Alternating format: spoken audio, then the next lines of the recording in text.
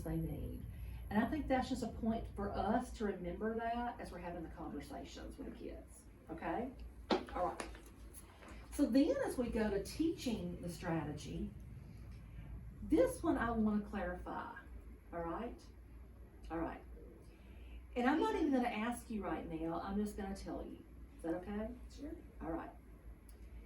For modeling the strategy, this is all about you.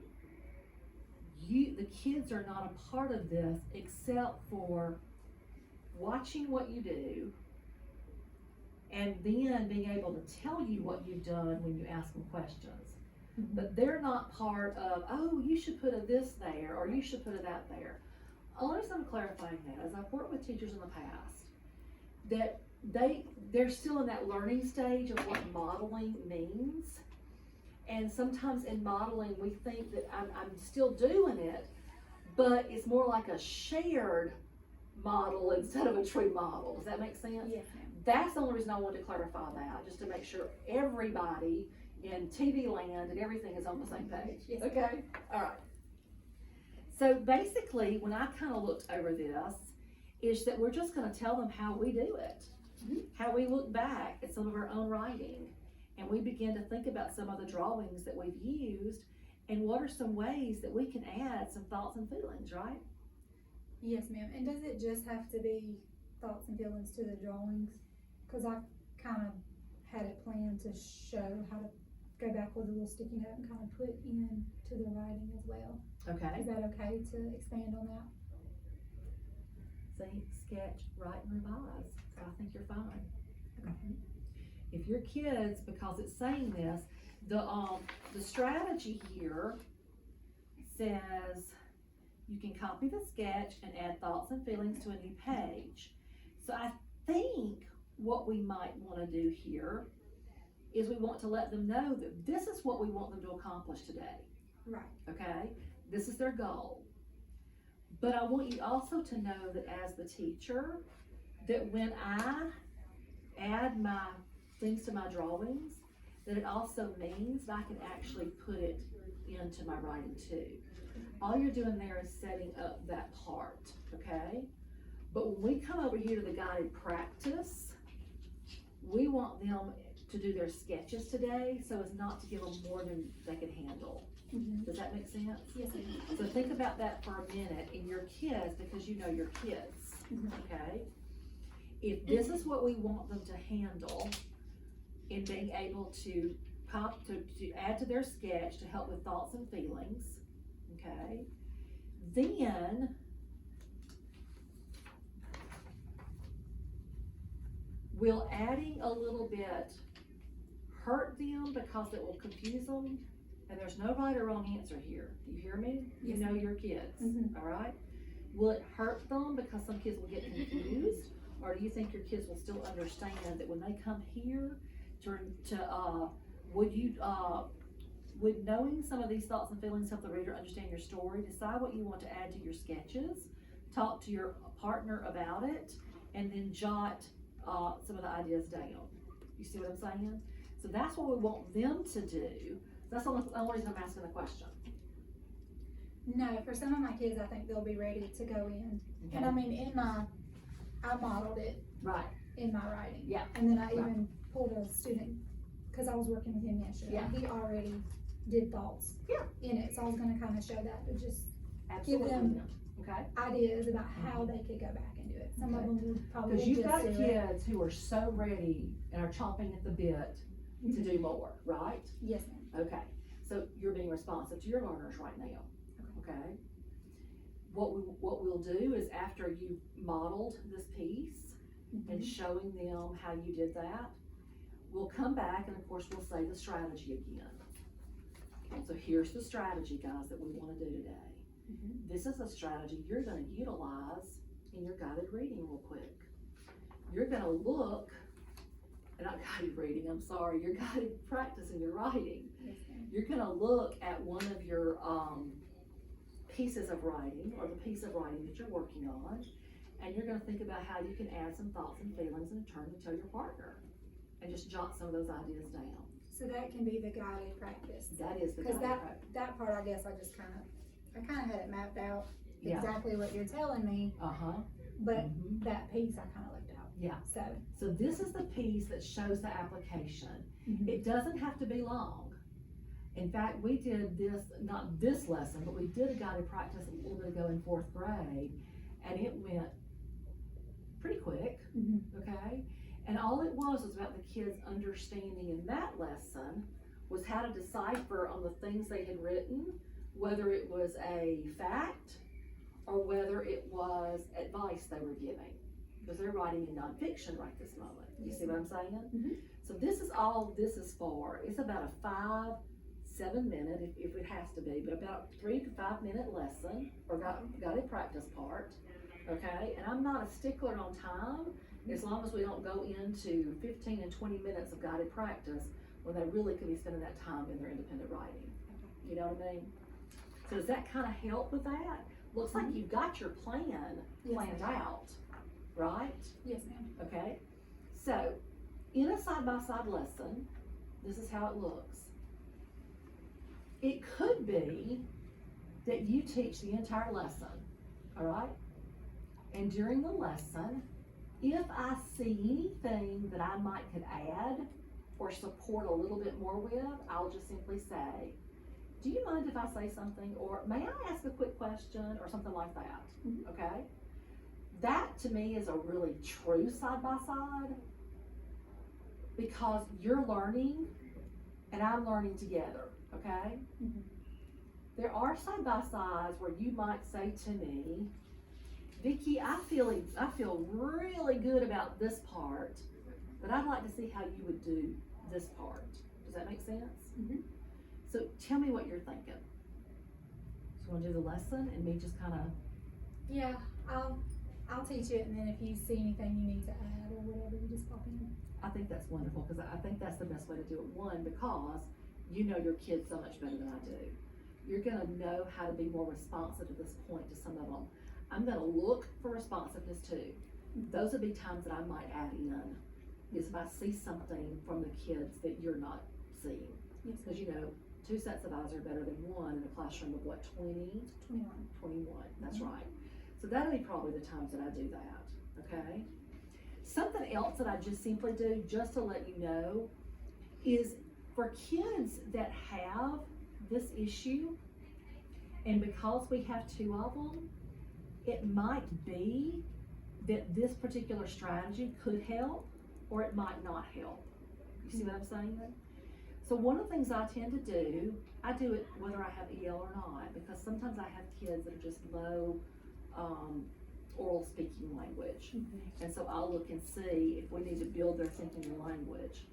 I'm thinking right now, based on what you told me, you may have a couple of kids that need this, but not a lot. Mhm. So in that case, this could also be very quickly where I bring those students back to the table and help them a little bit as a teacher. Do you see what I'm saying? Get Mhm. started Okay. while the others are working too. And normally, we're not doing the writing lesson at our normal writing time, Mhm. but Miss Jarvis, the EL teacher, she pushes in during writing. Yeah, so she's there to help she's too. there to help those kids. Awesome, She won't be today, but Yeah. normally she is. fantastic.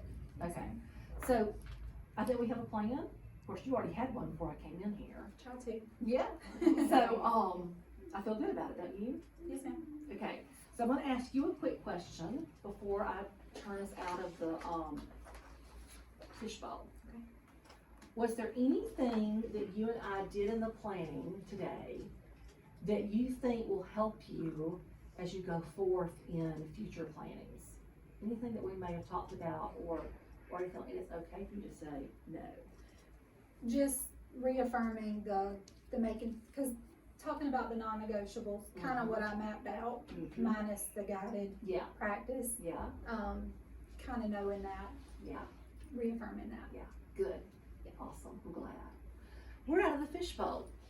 So very quickly, what time will I go? Where we going?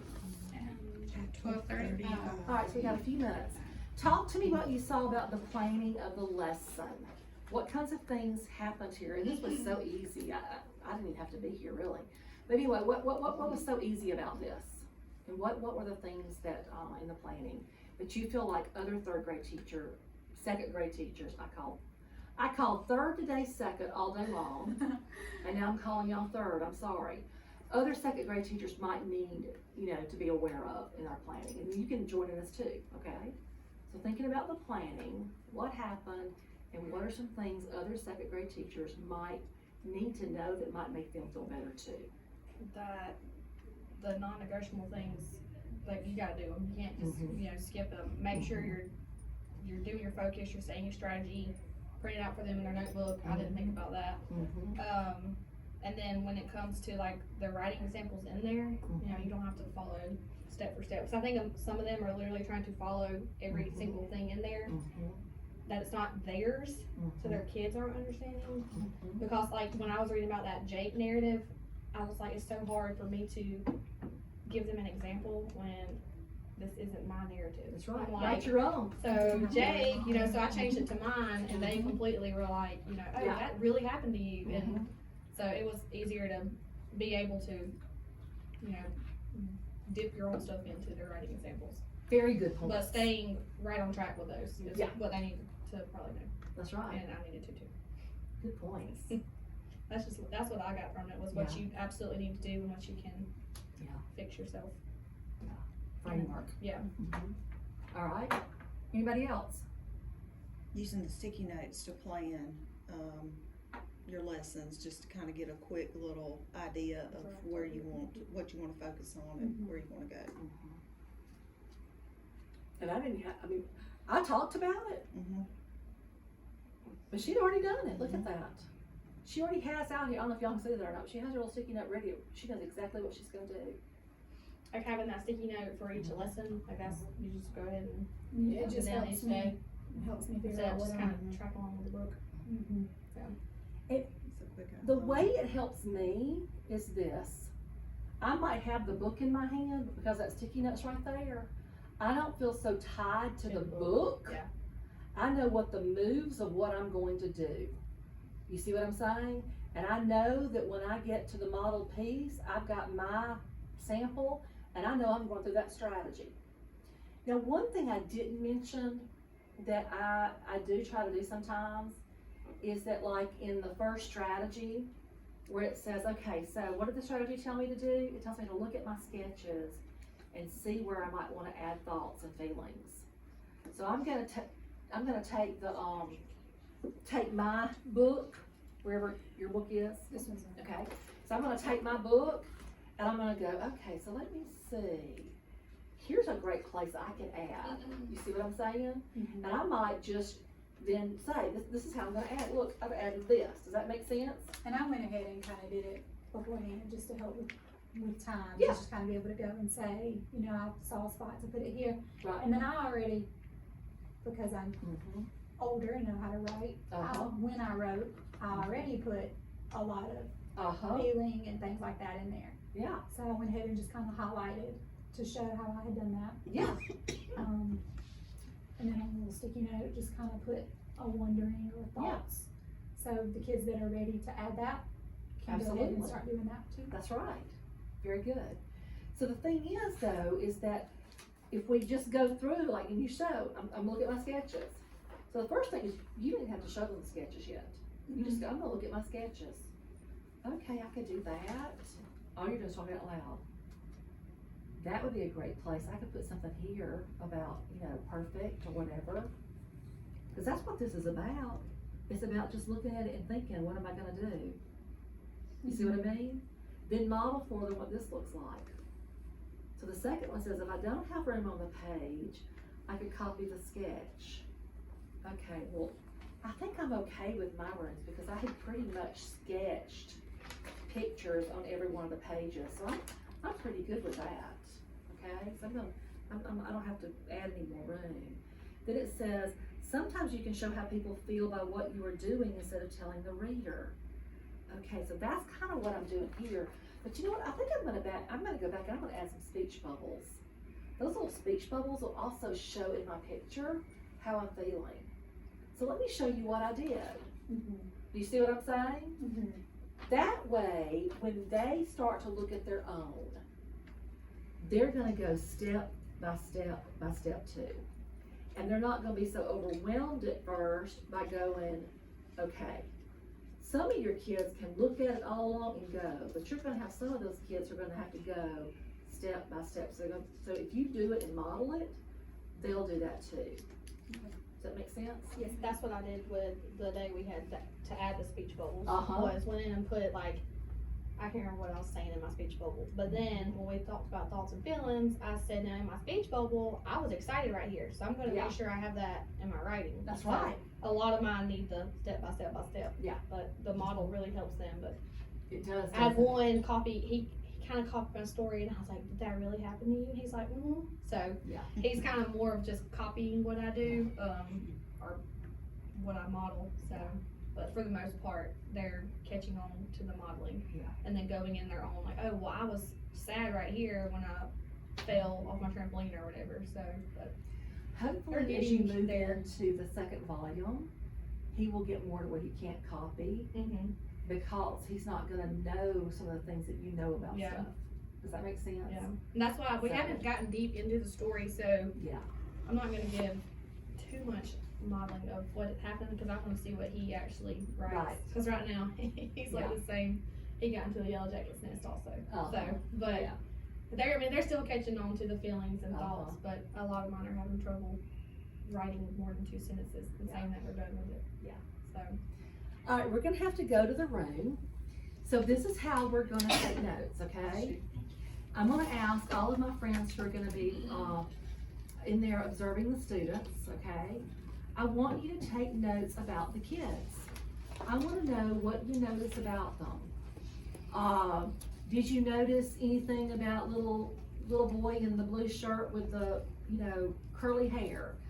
Something specific about him? Did you notice something about this child? Because extra sets of eyes on kids gives us data that helps us in turn be able to figure out where our next steps are gonna be. But the other question I'm gonna ask is I'm gonna ask you not only to look at the students, but I'm gonna ask you to think about, was there a specific part of the lesson that you felt like was impacting any of the students? Could you see a piece of the lesson that you know that those kids really took and were utilizing? Am I making sense? It's real simple. And we're just gonna do our thing. When we go in, you just introduce me as a teacher, and then I wanna learn, or I'll introduce myself. You can just tell them, this is Miss Dill, she's gonna tell you a little bit about herself. Okay, perfect. And just let them know that I'm a teacher and so forth. And we'll go from there. You've got a beautiful lesson planned. So, don't worry about it, okay? Yes, ma'am. All right, let's go do it. Let's go do it. Wait, one more question. Yes, ma'am. How long do you think it'll last? About 20 minutes? You wanting to get them to the point of starting their independent writing? Yeah. For this lesson, I would like to, okay? Yes, ma'am. Now, our goal eventually is gonna be to get our mini lesson down to a lot shorter than that, okay? But for today's purposes, I'm gonna set the timer for 10 minutes, okay? It's going on for 10 minutes, not because we need to be through. It's going on for 10 minutes to let us know how much longer we have. Okay. So that way we can gauge our time on what we're doing. Does that work?